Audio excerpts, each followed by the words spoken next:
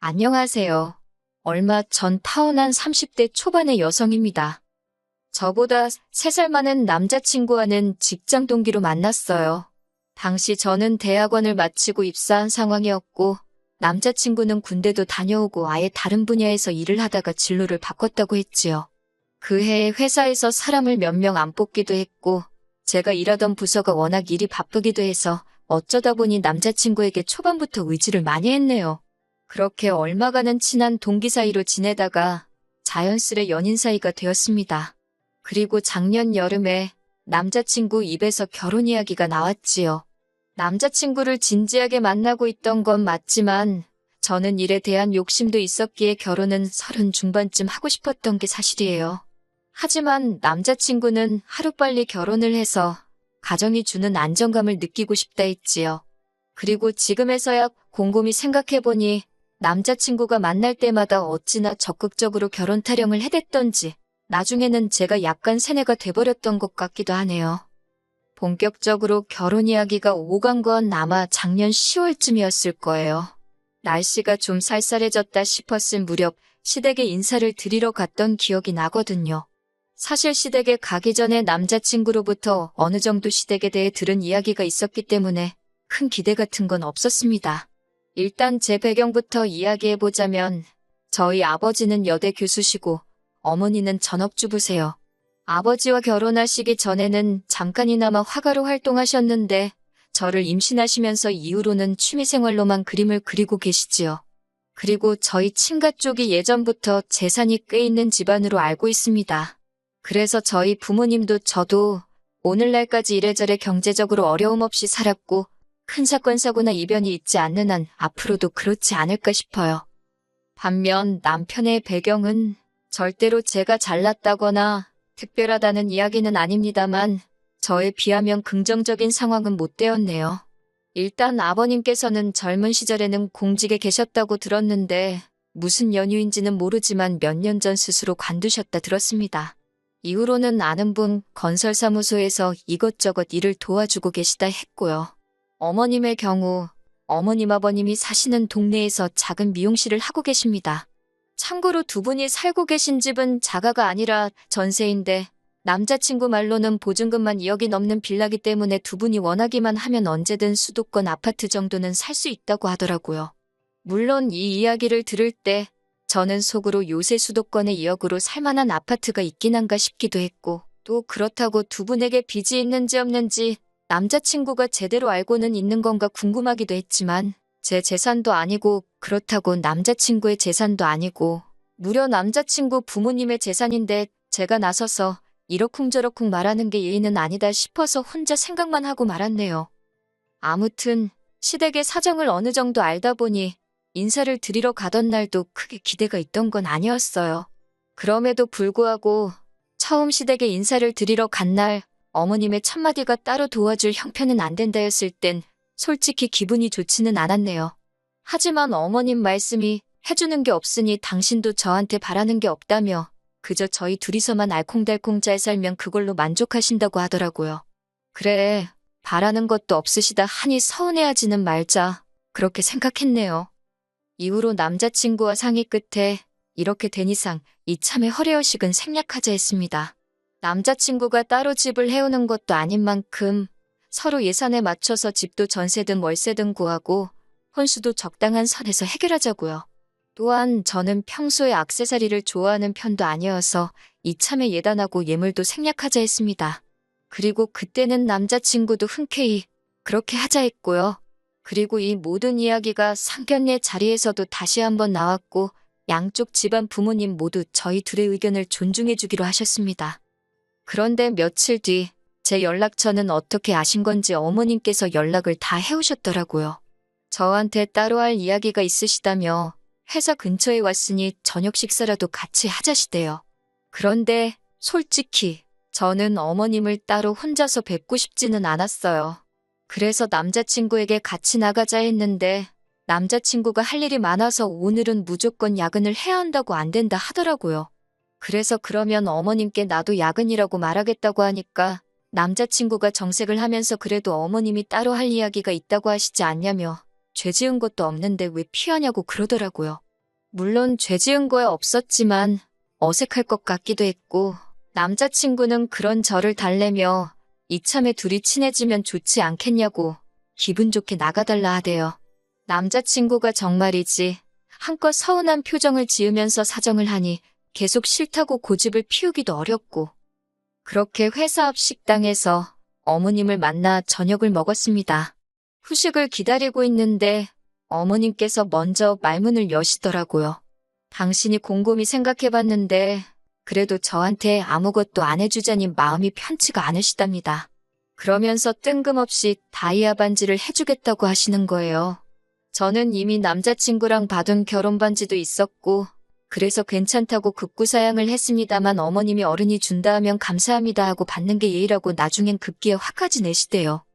그래서 어쩔 수 없이 그럼 감사한 마음으로 받겠다 하니 어머님께서 하시는 말씀이 대신 저희 아버지한테도 말씀드려서 남자친구한테 시계라도 하나 해주라고 하시더군요. 제가 난처한 표정을 짓자 그걸 시계 얼마 하지도 않는다면서 당신이 주변에 물어보니 한 5, 600이면 산답니다. 생각지도 못한 시계 이야기도 그렇고 거기다 금액까지 들으니 이건 아니다 싶더라고요. 그래서 제가 어머님 떨어 죄송하지만 오빠랑도 이미 안 주고 안 받기로 했다고 그냥 다이아 안 해주셔도 되니까 시계 이야기도 못 들은 걸로 하겠다 했어요. 그랬더니 어머님이 이번엔 나오지도 않는 눈물을 훌쩍이시며 당신이 금이어오기야 키운 아들이 시계 하나도 못 받고 장가가는 게 속상해서 그러신다나요? 결국 제가 일단은 남자친구하고도 그렇고 저희 부모님하고도 이야기를 해보겠다 했네요. 그날 밤 남자친구에게 어머님이 하신 말씀을 전하니 남자친구가 한다는 소리가 그래도 어머님이 무조건 시계를 내놓으라 하신 것도 아니고 저한테도 다이아를 해준다 하시는 거 아니냐. 그러면서 너무 부담스럽게 생각하지 말자며 저도 다이아 하나 받고 자기도 시계 하나는 받고 결혼하면서 이 정도는 괜찮지 않겠냐 하대요. 갑자기 말이 바뀐 남자친구의 태도가 탐탁치는 않았지만 이 이야기를 들으신 저희 부모님께서도 너무 안 주고 안 받는 것보단 그게 낫겠다 하시더군요. 그래서 이때는 저 스스로 어머님 말씀을 내가 너무 예민하게 받아들였나 싶어서 반성까지 했다니까요. 그리고 한 일주일쯤 지났을까 어머님이 반지 맞추러 가게 어디로 오라며 주소 하나를 보내셨더라고요. 저는 당연히 백화점이나 하다못해 종로로 갈 줄 알았는데 주소를 확인해보니 어머님 아버님 댁 근처에 있는 금은방이었습니다. 느낌이 뭔가 쎄했지만 금은방 생긴 게 마음에 안 들어서 안 갈래요. 그럴 수는 없잖아요. 그래서 일단 오라는 대로 갔지요. 아니나 다를까 이렇게 표현하자니 그렇지만 아직도 이런 금은방이 있나 싶을 정도로 오래된 금은방이었습니다. 언뜻 훑어봐도 제 마음에 드는 디자인은 하나도 없을 것 같았지요. 한편 어머님이 주머니에서 주섬주섬 무언가를 꺼내셨는데 그건 한눈에 봐도 오래된 반지였습니다. 저걸 왜 가져오셨나 싶었는데 어머님이 먼저 하시는 말씀이 당신한테 의미 있는 반지라서 저한테 물려주려고 그런다는 거예요. 포장해서 말씀하신 게 물려주는 거지. 솔직히 저는 어머님이 하시던 반지를 물려받는 거라고는 생각을 못했기에 너무 황당했어요. 그런데 더 웃긴 건 금은방 아저씨가 이리저리 보시더니 아무래도 가운데 달린 건 진짜 다이아가 아닌 것 같다고 하시더라고요. 그러자 어머님이 그럴 리가 없다며 허둥지둥 하시는데 제가 다 민망해서 낯을 들 수가 없었습니다. 결국 금은방에서 나와 제가 먼저 어머님께 다시 말씀드렸어요. 이미 오빠랑 받은 반지도 있었고 저는 정말 다이아 안 받아도 괜찮다고요. 그랬더니 어머님께서 그러면 당신 아들 시계는 어쩌냐입니다. 이때는 저도 솔직히 좋은 말이 안 나가서 그러면 어머님이 장가가는 아들 선물해준다 생각하고 하나 해주시면 되지 않겠냐고 물었습니다. 어차피 저한테 반지 하나 사주시는 것도 돈이 꽤 들 텐데 그 돈으로 차라리 시계를 사주시라고요. 틀린 말이 아니어서 그런지 어머님도 못마땅한 표정만 지으셨을 뿐 별다른 말씀은 더 안 하시대요. 그리고 며칠 뒤였습니다. 남자친구 말이 저희 아버지를 만나기로 했다더라고요. 생각지도 못한 일이라서 둘이서 왜 만나냐, 뭐 하려고 만나냐 물으니까 백화점에 가기로 했대요. 저희 아버지가 남자친구 시계를 사주신다고 하셨다는 거예요. 생각지도 못한 남자친구의 말에 당황한 제가 아버지께 전화를 드렸습니다. 아버지께서 하시는 말씀이 너무 신경 쓰지 말라며 사실 며칠 전에 제 시어머니 되분한테 연락을 받으셨대요. 당신이 금이야 오기야 키운 아들인데 장인한테 시계 하나 못 받고 장가가는 게 마음이 안 좋아서 그런다며 형편 되시면 하나 사주시면 안 되겠냐 그랬다나요? 너무 뻔뻔한 어머님의 태도에 이야기를 전해 듣던 제 얼굴이 다 붉어지는 기분이었습니다. 저는 일단 아버지께 그러면 그냥 나중에 내가 오빠랑 가서 같이 고르고 사주겠다고 오빠 입장에서도 아빠랑 가는 것보단 나랑 가는 게 편하지 않겠냐는 말로 둘러대곤 그날 약속을 취소하게 만들었어요. 그리고는 남자친구에게 이게 무슨 경우냐며 따졌습니다. 주는 거 없이 받는 거 없이 그렇게 식을 올리자고 한 것도 다 오빠 쪽 사정을 고려해서 정한 거였는데 이렇게 뒤로 이거 해달라 소리가 나오면 곤란하다고요. 그러자 남자친구 말이 자기는 정말 아무것도 몰랐다면서 자기가 어머님하고 잘 이야기해보겠다대요. 그리고 저는 이 말을 찰석같이 믿었지요. 하지만 제가 정말 폭발하게 된 건 그 이후의 일 때문이었습니다. 저희 파혼의 결정적인 이유이기도 하고요.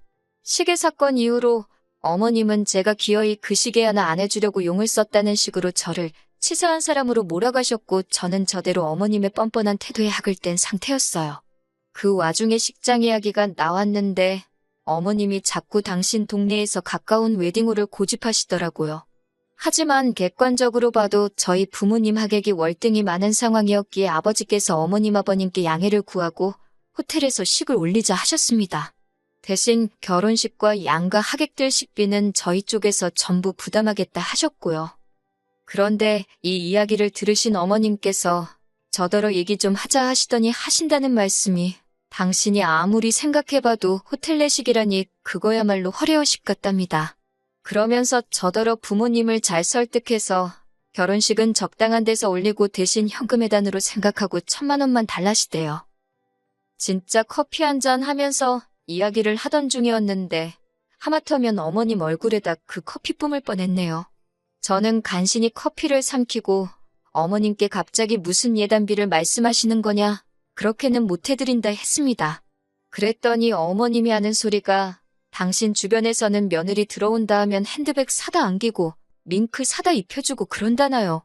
자기같이 불쌍한 인생도 없다면서 아들 하나 번듯하게 키워서 장가 보내는데 그 정도는 바라지도 않는다며 그 1,000만 원 당신 비상금으로 가지고 있고 싶다나 어쩐다나 말도 안 되는 소리를 하시더라고요. 결국 참다 못한 제가 단도직입적으로 말씀드렸습니다. 집도 반반하게 생겼고 혼수도 그럴 판이다. 저도 받은 거 하나 없다. 제 주변에도 해가는 거 없이 시댁한테 이것저것 받아서 시집가는 친구들 많다. 저희 부모님도 저희리 반듯하게 키워서 시집 보내시는 거다. 진짜 쉬지도 않고 그동안 속에 있던 말들을 쏟아낸 것 같아요. 그랬더니 어머님이 어이가 없단 표정으로 절 바라보시더니 말 잘해서 좋겠다며 한껏 비꼬시더라고요. 어머님과 그런 대화를 나눈 후 3일 동안 휴가 내고 집에서 남자친구 연락도 피하고 혼자 정말 많은 생각을 했습니다. 그리고 결론은 파혼이었어요. 마음의 정리를 마친 제가 남자친구에게 먼저 연락을 하니 남자친구가 자기도 할 말이 많다며 만나자 하더라고요. 그렇게 카페에서 마주 앉았는데 남자친구가 먼저 대뜸한다는 소리가 결혼 전에 고부 갈등이라니 자기는 생각도 못했다면서 그리고서는 저더러 무조건 어머님한테 죄송하다 하래요. 어머님이 아들 장가 보내려니 서운해서 어깃장 좀 놓으신 건데 저더러 왜 그런 걸 못 받아주냐고 제 탓을 하면서 말이지요. 터진 입이라고 주절주절 떠들어대는 남자친구의 입을 보고 있으니 더는 설명하고 어쩌고 말도 섞기 싫어서 그냥 됐다고 다 때려치자 했습니다. 고부 갈등이고 뭐고 이렇게 시작도 하기 전에 스트레스 받고 어머님 비위 맞추고 그렇게는 못 산다고요. 그리고 말이 나와서 말인데 솔직히 어머님 너무 염치도 없으시고 뻔뻔하다. 나는 그런 어머님을 가족으로 받아들일 자신이 없다고 쏘아붙였네요.